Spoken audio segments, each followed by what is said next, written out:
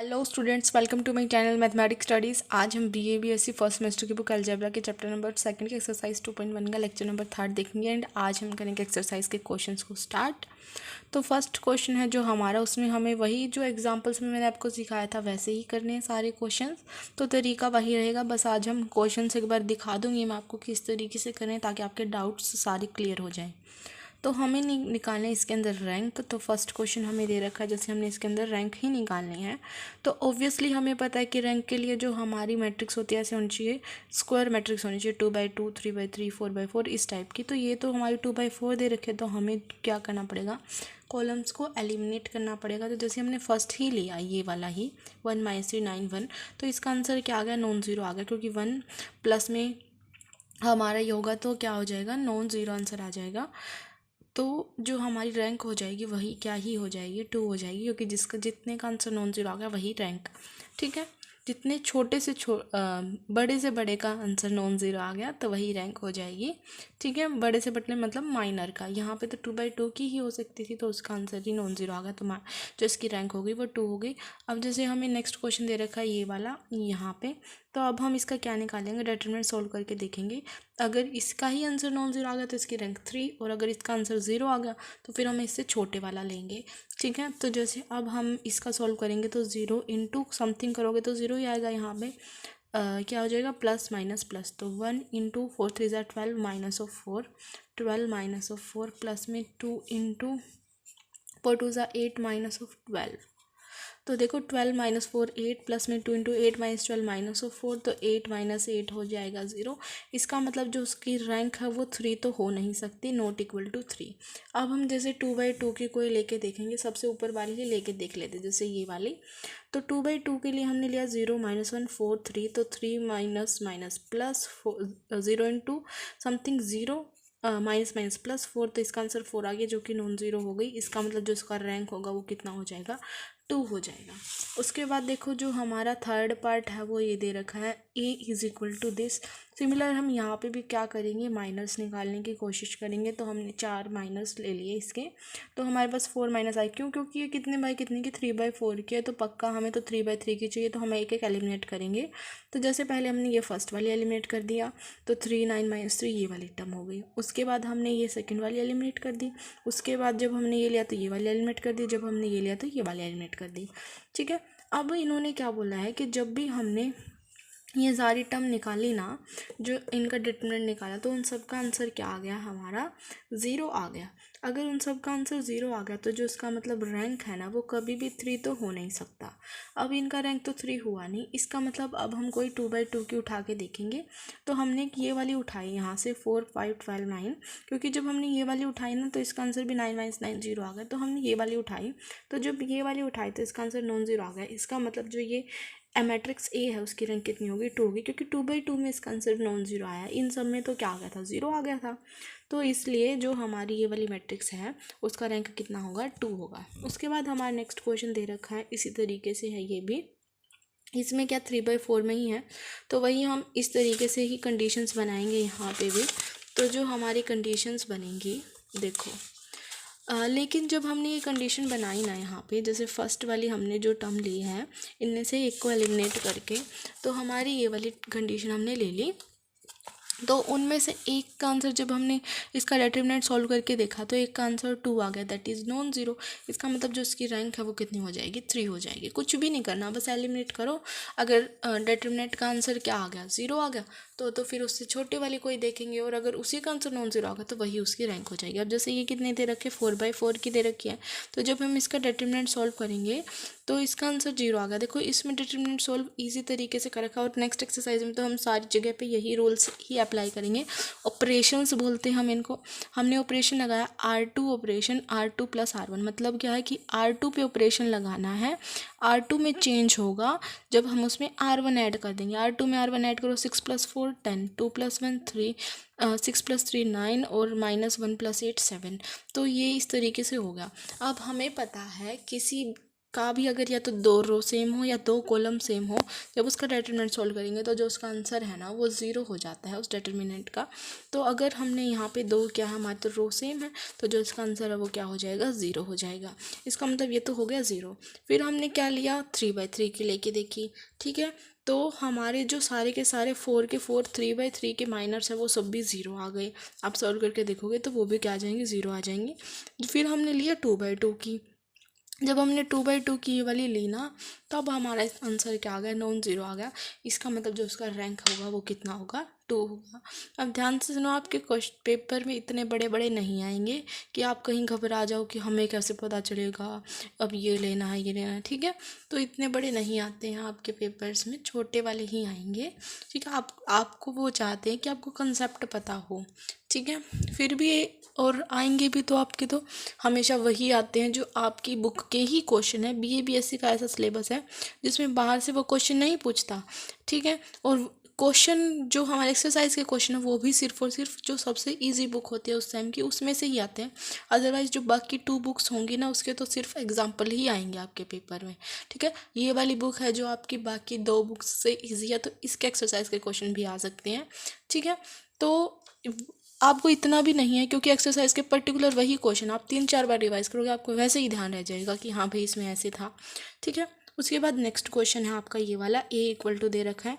जब आपने इसका भी डिटरमिनेंट सॉल्व करके देखा तो इसका आंसर भी क्या आ गया, 0 आ गया। देखो इसमें क्या ऑपरेशन लगा रखा है कि C4 operation C4 - C3, C4 operation C4 - C3। देखो 16 - 10 6 हो गया, 4 - 3 1 हो गया, 12 - 9 हो गया, 9 - 12 12 - 9 3 हो गया, 15 - 7 8 हो गया। तो जो ये वाली कॉलम है और ये वाली कॉलम वो सेम हो गई। जब 2 कॉलम सेम हो जाते हैं तो उनका आंसर क्या हो जाता है, 0 हो जाता है। आइडेंटिकल मतलब सेम ही है, ओके। तो उसके बाद हमने 3/3 के भी लेके देखे, वो भी हमारे सारे के सारे 0 आ गए। फिर हमने लिया 2/2 का, ठीक है। 2/2 का जब हम ये उठाएंगे तो 12 - 4 कितना हो जाएगा, यहाँ पे डायरेक्ट 12 - 4 हो जाएगा हमारा 8। तो यहाँ पे आंसर नॉन ज़ीरो आ गया। इसका मतलब जो रैंक है वो 2 हो गई, ऑल 3 0। तो हमें सेकेंड ऑर्डर के लेके देखे तो वो हमारा रैंक हो गया 2, ठीक है। उसके बाद हमें ये A दे रखा है। इसका डिटरमिनेंट अगर हमने सॉल्व किया तो देखो क्या है, यहाँ पे बोल रखा है कि R1 और R3 है ना, जो ये वाली और ये वाली बिल्कुल आइडेंटिकल है। इसका मतलब जो इसका डिटरमिनेंट है वो क्या हो जाएगा, 0। ऑल्सो ऑल माइनर ऑफ 3, जब आप 3 के लोगे वो भी 0 हैं। जब हमने 2 का लिया तो यहाँ पे क्या आ गया, C - 0, तो ये आ गया C। इसका मतलब इसका आंसर 0 नहीं आया। इसका मतलब जो इसका रैंक है वो कितना हो गया, 2 हो गया, ठीक है। देखो नेक्स्ट है कि find the rank of A and B। A और B का रैंक भी निकालो और A+B का रैंक भी निकालो। ये A हो गया, ठीक है। अब हम इसका रैंक निकालेंगे, सिंपल है। या तो इसका डिटरमिनेंट सॉल्व कर दो या फिर अगर आप को ऑपरेशंस लगाने हैं तो वैसे लगा दो, ठीक है। तो उसका डिटरमिनेंट क्या आ गया, 0 आ गया, ठीक है। उसके बाद हमने 2/2 का लिया तो उसका आंसर वो जो डिटरमिनेंट है वो नॉन ज़ीरो आ गया। इसका मतलब जो A है उसका रैंक तो कितना हो गया, 2 हो गया। अब बारी आई B की। जब हमने B लिया, उसका डिटरमिनेंट लिया तो उसका डिटरमिनेंट भी हमारा क्या आ गया, यहाँ पे 0 आ गया। फिर हम कोई 2/2 का ऑर्डर कर लेंगे। जैसे मैंने ये ले लिया 1 2 -3 -6, तो ये कितना हो गया, -6 +6 नहीं। फिर हमने जैसे ये ले लिया 2 1 -6 -3, तो -6 +6 नहीं। फिर हमने ये ले लिया। मतलब आप ऐसे सॉल्व कर करके देखेंगे तो आपको एटलीस्ट एक ऐसा होगा। एक बार और जैसे ये और लेके देख लेते हैं, -3 -6 5 10 नहीं, 30 और ये नहीं होगा। फिर आपने ये लिया तो ये भी नहीं होगा। इसका मतलब माइनर, अच्छा हाँ, तो जो इसका ऑर्डर है ना वो भी हर एक 2/2 का भी डिटरमिनेंट सॉल्व करने से 0 आ रहा है। इसका मतलब जो इसका रैंक है वो 2 भी नहीं होगा। फिर यहाँ पे एक एक तो ऐसा ही है जिसका आंसर नॉन ज़ीरो है। इसका मतलब जो इसका रैंक है वो कितना होगा, 1 होगा। तो जो ये मैट्रिक्स है उसका रैंक कितना होगा, 1 होगा, ठीक है। पहले इन्होंने क्या बोला था क्वेश्चन में, रैंक बताओ A का, वो हमने बता दिया, B का भी बता दिया। अब A+B का भी पूछा तो इन दोनों को ऐड करेंगे, उसका रैंक बता देंगे। बिल्कुल ही ईजी है ये क्वेश्चन। A और B होगा, इन दोनों को ऐड किया, अब इसका डिटरमिनेंट सॉल्व करके देखा तो वो नॉन ज़ीरो आ गया। नॉन ज़ीरो आ गया तो इसका मतलब इसका रैंक कितना हो गया, 3 हो गया, ठीक है। तो ये थे आपके फर्स्ट और सेकेंड क्वेश्चंस। देखो अब next question, find the rank of matrix, इसका रैंक बताना है। ए हमें ये दे दिया, A is equal to 1 1 1 A B C, A cube B cube C cube. अब हमें बताना तो इसका भी क्या ही है, रैंक ही बताना है। तो अब हम करेंगे, इसमें लगाएंगे हम जैसे कंडीशंस लगेंगे, उससे पहले हम इसको सॉल्व कर लेते हैं। जैसे तो हमने क्या किया, यहाँ पे ऑपरेशन लगाया C1 ऑपरेशन। अब ध्यान से सुनना, जो भी हम इस तरीके से यहाँ पे हमें दे रखा हो ना 1 1 1, आगे नेक्स्ट क्वेश्चन एक्सरसाइज में भी ये काम आएगा। तो हम यहाँ पे 0 0 1 1 0 0 इस तरीके से बना लेते हैं ऑलवेज, ताकि जो हमारा सॉल्व करना है वो इजी हो जाए। तो यहाँ पे भी हमने वैसे ही किया है। तो हमने क्या किया, C1 माइनस C2 कर दिया एंड C2 माइनस C3 कर दिया। देखो C1 पे ऑपरेशन लगाएंगे, C1 माइनस C2, तो ये माइनस होगा 0, तो a माइनस बी और a cube minus B cube. Similar C2 पे ऑपरेशन लगाया, C2 माइनस C3, तो 0, b minus C, B cube minus C cube, 1 सी क्यूब। ये ऐसे कैसे, तो मैंने आपको बताया था ना, ऐसे ही बना लेते 0 0 1 या फिर 1 0 0, जैसे भी बनाना वो आपकी मर्जी है। तो हमने वही किया है यहाँ पे भी, तो हमने इस तरीके से इसको निकाल लिया। ओके, अब आपको पता है कि a cube minus B cube है ना, ये एक बार ऐसे लिखते हैं 0 0 1 a minus B minus C और C. A cube minus B cube का फॉर्मूला होता है हमारे पास a minus B, A square plus B square plus A B. B cube minus C cube का भी b minus C, B square plus C square plus B C, और ये सी cube ही रहेगा इस तरीके से। तो अब हम क्या करेंगे, कॉलम में से जैसे ये इकट्ठा है, जैसे कॉलम में से हम क्या करेंगे, a माइनस बी कॉमन ले लेंगे, तो यहाँ पे बन जाएगा 0 1 A square B square plus A B. यहाँ से b माइनस सी कॉमन ले लेंगे, तो 0 1 बी स्क्वायर सी स्क्वायर प्लस बी सी, और यहाँ में से कुछ नहीं लिया, तो ये इस तरीके से रह गया। तो हमारी जो टर्म है ये कॉमन लेने के बाद इस तरीके से आ गई। ओके, उसके बाद हमने क्या किया है, इसको सिंपल सॉल्व कर, जैसे 0 से करेंगे तो 0 0 से करेंगे 0, हम इसका डिटरमिनेंट सॉल्व करेंगे तो 1 इंटू ये वाली टर्म बच जाएंगे, ये 4 टर्म। तो इस तरीके से हो गया a minus B minus C into इसके प्रोडक्ट इसके साथ माइनस इसके प्रोडक्ट इसके साथ, नॉर्मल सॉल्व किया है सिर्फ, तो हमारी जो टर्म है वो ये आ गई। ओके, अब देखो हमें तो इसका क्या बताना है, रैंक बताना है। तो इसमें हम केस बना लेंगे, ध्यान से देखना, बिल्कुल ईजी, ऐसा भी कुछ नहीं है इसके अंदर। अब हमने सबसे पहले बनाया केस 1, अगर ए बी सी सारे के सारे डिफरेंट हैं, ए बी सी अगर हमारे सारे के सारे क्या हैं, अलग अलग हैं, और a plus B plus C non zero है, तो पक्का उसका रैंक 3 होगा। कहने का मतलब देखो, ए बी सी डिफरेंट का मतलब क्या है, अगर a और b इक्वल है तो a माइनस ए 0 हो जाएगा, और 0 इंटू समथिंग 0। सिमिलर इनमें से कोई दो इक्वल हो गए ना, तो ये 0 हो जाएगा। Also a plus B plus C अगर 0 हो गया तो भी ये सारे 0 हो जाएंगे। इन्होंने केस फर्स्ट में क्या बोला है कि अगर ये सारे नॉट इक्वल हैं और ये नॉन ज़ीरो है, तो जो इनका जो हमारे आंसर आएगा वो नॉन ज़ीरो आएगा। और किसी का अगर ए का मान लो डिटरमिनेंट सॉल्व करने पे नॉन ज़ीरो आंसर आ गया तो उसका रैंक वही हो जाएगा। ठीक है, मान लो जैसे हमने ये लिया था और इसका सोल्व करने से नॉन ज़ीरो आंसर आ गया, तो जिसकी रैंक हो जाएगी वो 3 हो जाएगी। तो ये तो हुआ केस फर्स्ट, जब हमने ये वाली कंडीशन ली है। फिर हमारे पास आया केस सेकंड, अगर ए बी सी तो सारे डिफरेंट हैं, ए बी सी तो सारे डिफरेंट हैं, लेकिन ए प्लस बी प्लस सी 0 है। ठीक है, ऐसा भी तो हो सकता है, तो इसका जो डिटरमिनेंट है वो क्या हो जाएगा, 0 हो जाएगा। फिर हमें क्या लेना पड़ेगा, कोई 2/2 का माइनर लेना पड़ेगा। ठीक है, तो वो हमने जैसे यहाँ पे ये ले लिया 1 1 ए बी, तो हमारे पास जो कंडीशन है वो ये आ गई, तो ये नॉन ज़ीरो हो जाएगा। तो इसकी जो रैंक है वो कितना आ जाएगा, 2 हो जाएगा। ये नॉन ज़ीरो क्यों हुआ, क्योंकि हमने ए बी सी तो सारे डिफरेंट लिए रखे थे, यही बस 0 लिया था। अगर ए बी सी डिफरेंट है तो बी माइनस सी हो जाएगा, और ये दोनों अलग अलग है, तो इसका आंसर पक्का नॉन ज़ीरो होगा। तो जो इसकी रैंक है वो कितनी हो गई, 2 हो गई। पहला केस था जब हमने ये सारे डिफरेंट लिए और ये भी नॉट इक्वल टू 0 लिया, तो उसकी रैंक 3। फिर हमने ये तो क्या ले लिया, 0 ले लिया, और ये डिफरेंट ही ले, ये 0 लेने से ये तो सारा 0 होगा, तो इसका मतलब उसका रैंक पक्का 3 तो नहीं होगा। लेकिन फिर हमने 2/2 का लेके देखा तो उसका रैंक कितना बन गया, 2 बन गया यहाँ से। फिर हमने थर्ड केस लिया, थर्ड केस में हमने क्या लिया, when 2 of the number A B C are equal but are different from third. मतलब क्या है इनका कहने का, कि इन दोनों में से मतलब इन तीनों में से कोई 2 नंबर तो इक्वल है लेकिन सी अनइक्वल है। अगर इनमें से कोई 2 मान लो ए और बी भी इक्वल है, तो जो ये वाला सोल्व करने से तो क्या आएगा, 0 ही आएगा।